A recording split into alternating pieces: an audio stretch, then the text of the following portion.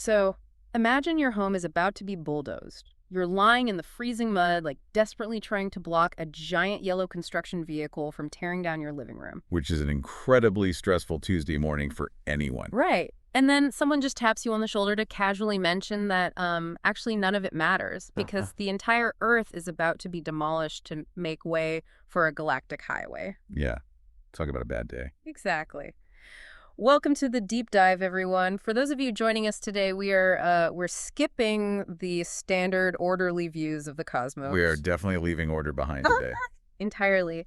Our mission today is to explore the absolute existential absurdity of the universe.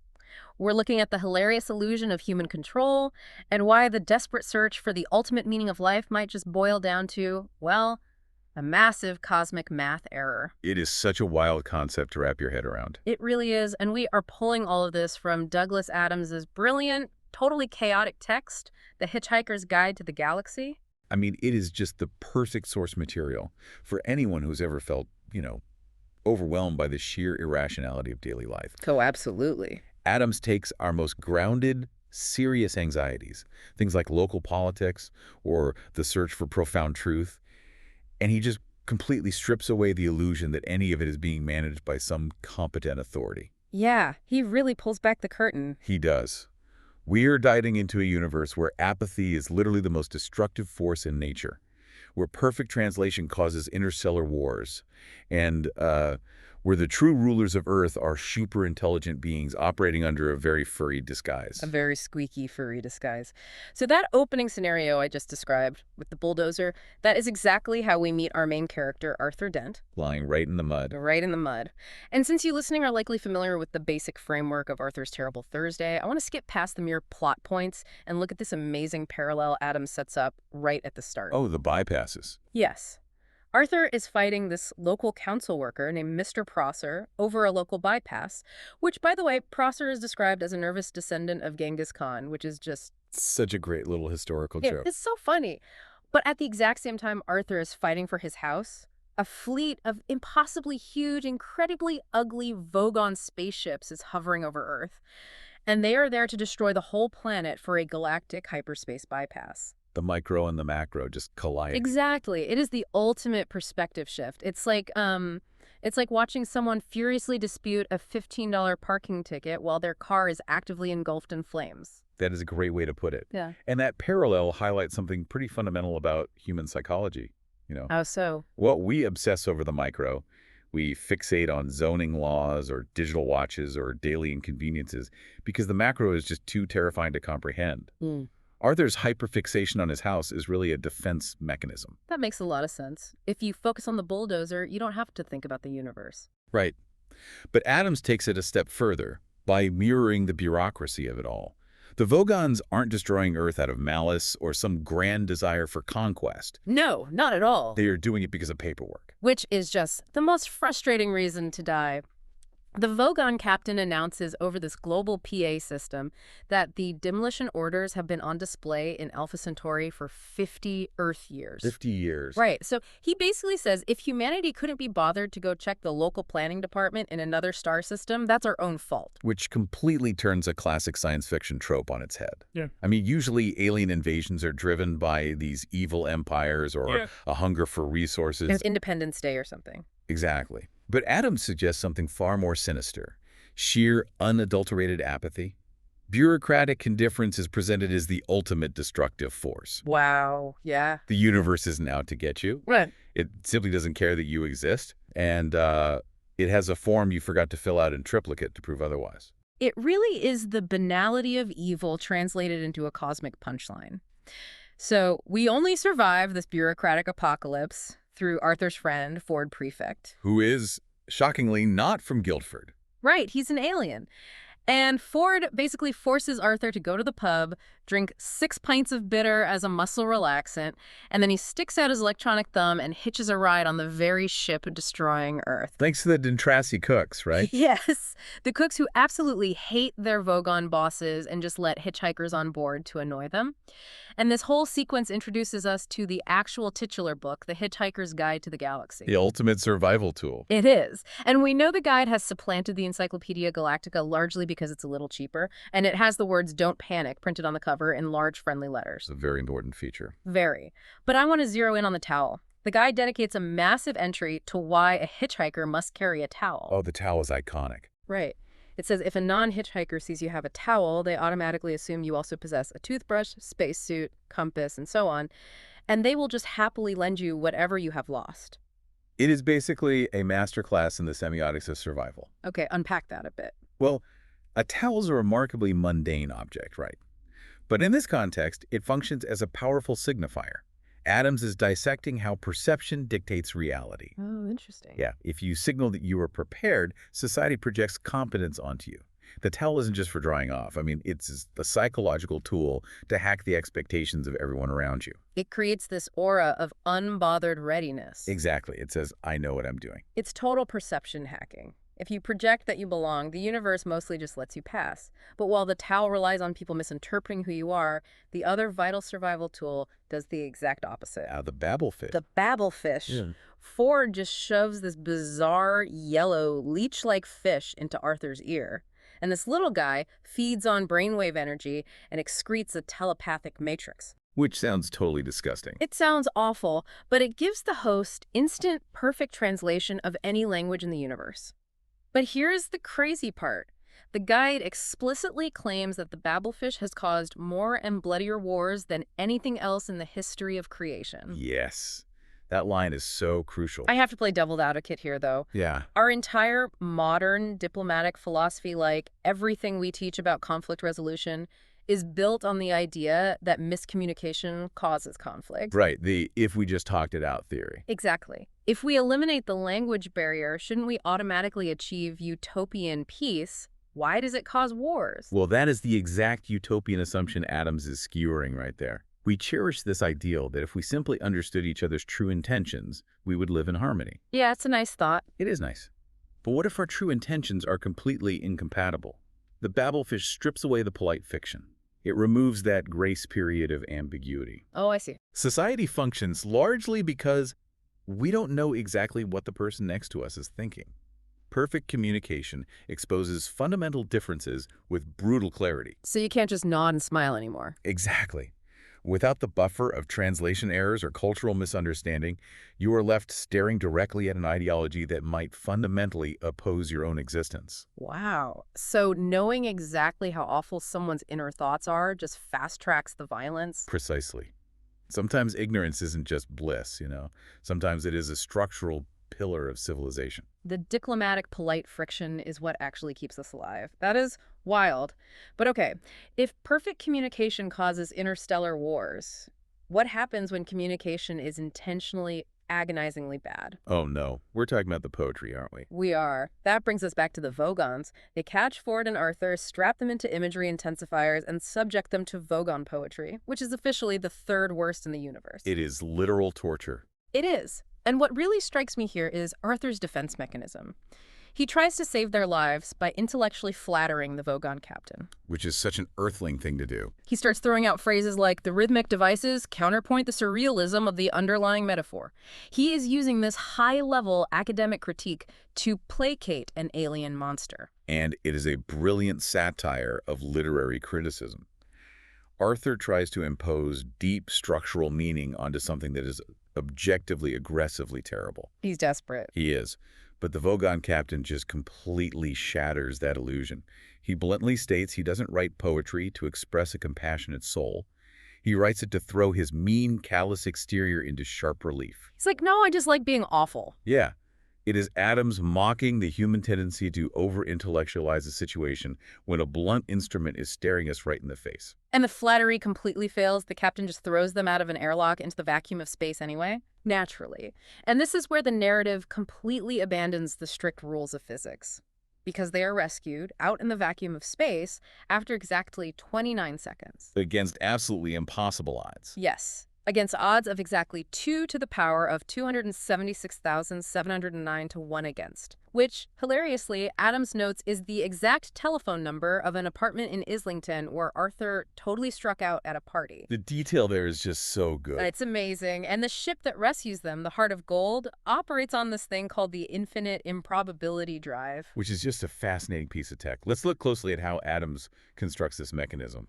I mean, hard science fiction usually spends pages justifying its propulsion systems with theoretical physics. Right, lots of talk about warp cores and tachyon. Exactly. Adams bypasses all of that entirely. The improbability drive was invented by a student analyzing a hot cup of tea. A hot cup of tea? Yeah, he realized that generating an infinite improbability field was simply a matter of calculating a finite improbability and feeding it into a machine hooked up to that tea. That is just genius. He weaponizes the language of quantum mechanics to justify sheer, unadulterated narrative convenience. It's basically surfing on a wave of pure, concentrated luck. Instead of plotting a course, you calculate the mathematical unlikelihood of arriving exactly where you want to be, and then you just trigger the improbability. It is a fantastic philosophy for navigating life, It honestly. really is. Embracing the random chaos instead of trying to strictly map it out. Yeah. But speaking of chaos, we have to talk about the crew of the Heart of Gold. It is a total study in dysfunction. Oh, absolutely. The most dysfunctional found family in space. Truly. We have Zaphod Beeblebrox, the galactic president who has 2 heads and stole the ship for fame and money. We have Trillian, the brilliant human with degrees in math and astrophysics, who Zaphod actually picked up at that exact Islington party. Poor Arthur. I know, he can't catch a break. And then there is Marvin the paranoid android. Marvin. He is perhaps one of the most enduring figures in the whole text, mostly because of what he represents. He's iconic. He really is. He has a brain the size of a planet, yet he is paralyzed by severe clinical depression. The ship's automatic doors sigh with smug satisfaction when they open, while Marvin trudges around loathing his own existence. Okay, I am struggling to understand the logic of the Sirius Cybernetics Corporation here, the ones who built him. Right. Why on earth would a hyper-advanced company intentionally program existential dread into a machine? They call it genuine people personalities, but that sounds like the absolute worst feature to add to a robot whose only job is to open doors and carry bags. Oh, it is a terrible business model. Right, like who would buy that? Nobody wants a depressed poster. Right. But it is a profoundly sharp critique of technological development. Think about it. We build AI and machines to mimic human intelligence, and we are constantly pushing for them to be more human. Yeah, that's the whole goal of AI research right now. Exactly. So Adams asks the logical follow-up question. If you give a machine the vast intellect and emotional capacity of a human, but you restrict its entire existence to mundane, repetitive servitude. Yeah, clinical depression is the only rational outcome. Marvin's depression is a mirror. It reflects the creator's own lack of purpose. Wow, that's bleak. It is. It highlights the total absurdity of creating consciousness without providing a meaningful reason to be conscious. A brain the size of a planet, and they ask him to pick up a piece of paper. The existential dread is a feature, not a bug. Exactly. And we see this theme of a lack of purpose echoed in Zaphod Beeblebrox, too. I look at Zaphod and I see the ultimate critique of modern leadership. I mean, he is the president of the galaxy, but he has absolutely no real power. Right. Because the role of the galactic president is not to wield power, but to draw attention away from it. He's a decoy. He is a total decoy. Zaphod is wildly successful in this role because his outrageous behavior, having 2 heads, stealing a spaceship, being wildly narcissistic, it's all endlessly fascinating to the public. He is a walking distraction. But the psychological layer Adams adds here is what makes it brilliant. Zaphod is distracting himself. Right, because we find out Zaphod deliberately cauterized his own synapses. He literally locked away parts of his own brain, leaving his initials, ZB, burned into his mind. Just a little signature on his own brain pan. Yeah. And he did it so he wouldn't know his true motives for stealing the Heart of Gold. It is the ultimate act of self-sabotage. He realized that to succeed in his massive, improbable plan, he couldn't carry the cognitive burden of knowing what the plan actually was. He had to be oblivious to pull it off. He had to operate purely on impulse. It really speaks to how often we obscure our own motivations from ourselves, sometimes just to get through the day or to achieve a goal that terrifies us. We hide the truth from ourselves to keep functioning. And it works for him somehow because flying on pure, unburdened impulse brings them to Magrathea. Ah, Magrathea. Yeah. Hidden in the Horsehead Nebula. And this is where the universe's indifference really comes into sharp focus. Magrathea was this legendary planet that custom-built luxury worlds for the ultra-rich. A very niche market. Very. Hey. But when the galactic economy crashed, the Magrathians didn't try to fix it. They didn't reform their society. They just went to sleep. They put themselves into hibernation for 5 million years to wait it out. Which is such a funny, satirical jab at market volatility and the isolation of the ultra-wealthy. They simply opted out of history until their stock portfolios recovered. Must be nice. Right. But the problem is, their automated defense systems stayed away. They did. And those ancient defense systems fire 2 nuclear missiles straight at the heart of gold. Arthur, in a blind panic, triggers the improbability drive. And things get very weird. Very weird. The missiles disappear, and suddenly, several miles above the planet's surface, a bowl of petunias and a sperm whale are suddenly called into existence. Such an iconic image. For anyone listening, you probably know the outcome of this, but the internal monologue of that falling whale is incredibly revealing. It isn't just a funny visual gag. No, it has real philosophical weight. Exactly. The whale is desperately trying to establish its identity as it plummets. Adams is actively playing with René Descartes here. I think, therefore I am. The whale is essentially birthed in midair and immediately engages in this rapid, terrifying process of Cartesian doubt and categorization. Yes. It feels the wind, it identifies its tail, it theorizes about the massive flat surface rushing up toward it. The ground. Right, it names it ground and literally thinks, I wonder if it will be friends with me. And then, just as it begins to feel a real sense of optimism and understanding about its environment, splat. Silence. It's the most tragic comic metaphor for the human condition imaginable. I mean, we are suddenly yanked into existence out of the void. We spend our incredibly brief lives desperately trying to categorize our surroundings, hoping the universe will be friendly toward us. We just want the ground to be our friend. We do, and just as we think we have a grasp on the system, we hit the ground. The juxtaposition there is vital, too. You have the whale, full of eager curiosity, meeting a completely indifferent solid rock. Yeah. Meanwhile, the bowl of petunias only thinks, oh no, not again. Which is a whole other mystery. It is. But Adams creates this brilliant tension between our desperate desire for meaning and friendship from the cosmos and the sheer unfeeling physics of the universe. So we desperately want meaning. We want an answer. And Arthur actually gets to see the origin of this quest for meaning when he meets an old Magrathian named Slartibartfast. The guy who proudly won an award for designing the crinkly edges of Norway's fjords. Which he is very defensive about. Slartibartfast takes Arthur deep into the factory floor of Magrathea, and he shows him a historical recording from 7.5 million years ago. Setting the stage for the big reveal. Yep. An incredibly advanced alien race built a supercomputer named Deep Thought. And its sole purpose was to calculate the ultimate answer to life, the universe, and everything. And here we encounter my favorite group, the amalgamated union of philosophers, sages, luminaries, and other thinking persons. Majitis and Rumfundal. Yes, they storm in, completely terrified of Deep Thought's mission. This is one of my favorite details in the whole book.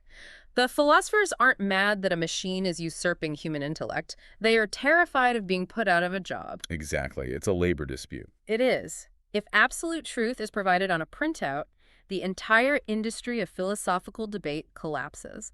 They literally demand rigidly defined areas of doubt and uncertainty. It is a really sharp observation about institutions in academia.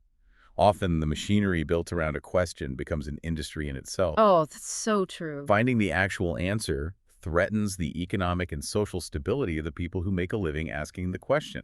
They are fighting for intellectual protectionism. They need the problem to exist so they can keep arguing about it. Deep Thought placates them, though, by noting the calculation will take 7.5 million years, which gives them plenty of time to get rich on the media speculation. Very pragmatic computer. Very. Fast forward to the day of the answer. The descendants of the creators are gathered around, the tension is palpable, the computer speaks. The ultimate answer to life, the universe, and everything is 42. The ultimate anticlimax. And frankly, the ultimate lesson in data analysis. The people are furious. They're like, 42 means nothing. But Deep Thought points out a rather catastrophic flaw in their entire project. A tiny little oversight. Right. It tells them, I think the problem, to be quite honest with you, is that you've never actually known what the question is. Which is brilliant. We constantly demand answers from our technology, our religions, and our leaders. We want a neat, numerical solution to the sheer complexity of existence. Just give us the bottom line. Right. But Adams points out that an answer is entirely meaningless without a rigorously defined question. We measure all these metrics in society without understanding what we are actually measuring. Yeah, we just want data. Deep thought gave them exactly what they asked for, a definitive, calculated answer. But because they didn't understand their own existential inquiry, the output is totally useless. And this leads to the ultimate cosmic math error. Deep thought cannot calculate the question itself, but it designs a 10 million year program, an even greater organic computer to find it. And that organic computer is Earth. Earth Mark I. Earth, which means every piece of human history, every war, every discovery was just a background processing algorithm humming away in a planetary hard drive. Just code running in the background. And the beings running the program, the ones who commissioned Earth from the Magrathians in the first place, they were the mice. The furry little white creatures humans put in cheese mazes. It completely shatters our anthropocentric worldview. It really does. We thought we were the pinnacle of evolution, conducting behavioral research on lab rats. But the mice were actually hyper-intelligent, pan-dimensional beings. We were the experiment. We were. They were experimenting on us.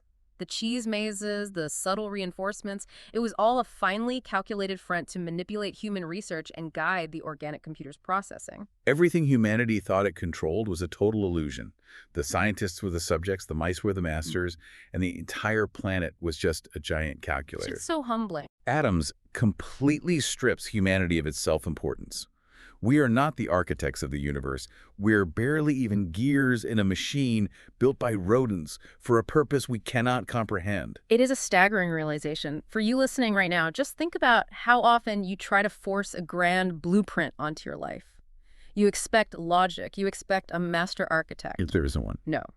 This text suggests the blueprint was drawn by mice, processed by a planet built by a sleeping civilization, to answer a question nobody knows, resulting in the number 42. It makes you feel a lot better about your own mistakes, honestly. It really does. When your daily life feels like an inescapable bureaucratic nightmare, or when you are just drowning in minor crises and information overload, remember the foundational wisdom of the guide.